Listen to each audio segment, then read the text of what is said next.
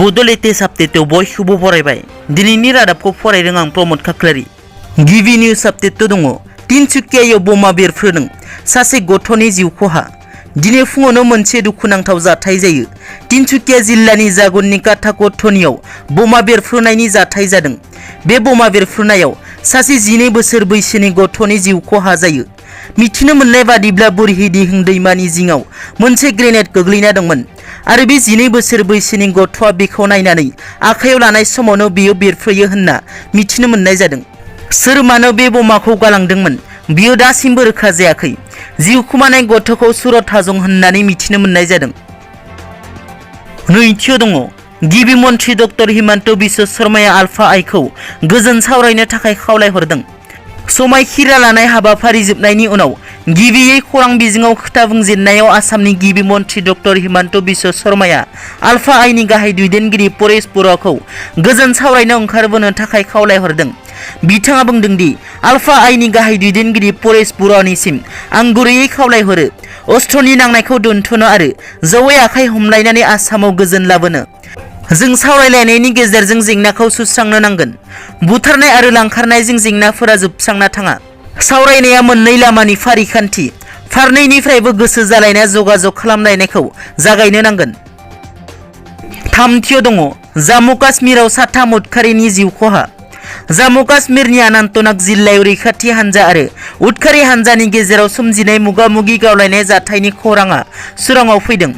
अनन्तनाग जिल्लानि ककरनागनि बैलो गामियाव सोमजिनाय बे मुगा-मुगियाव रैखाथि हानजानि गलियाव उदखारि हानजानि साथाम सोद्रोमाफोरनि जायगायावनो जिउ खहा जायो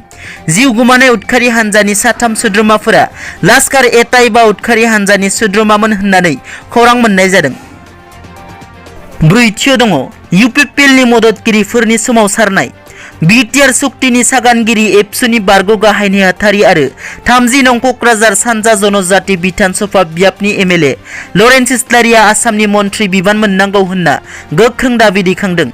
क'क्राझार सहरनि UPPL दोलोनि मददगिरि आरो हेफाजाबगिरिफोरा बे दाबिखौ दैखांदों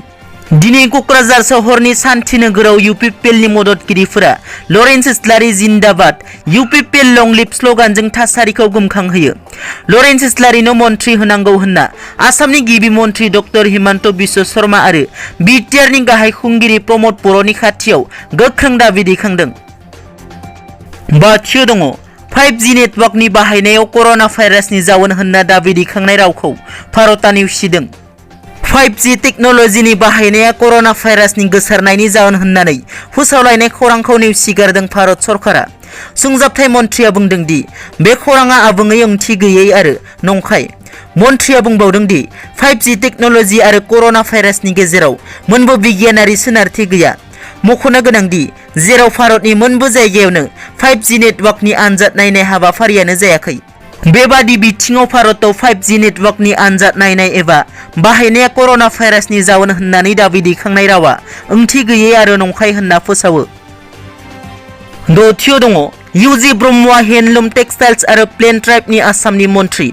UPPL दोलोनि बारग' आफादगिरि राज्य सभानि बारग' MP UG ब्रह्म बिथाङा 63 नं सापागुरि बियाबाव UPPL दोलोनिफ्राय देरहासार जालांनानै आसामनि मन्थ्रि जानो हाबाय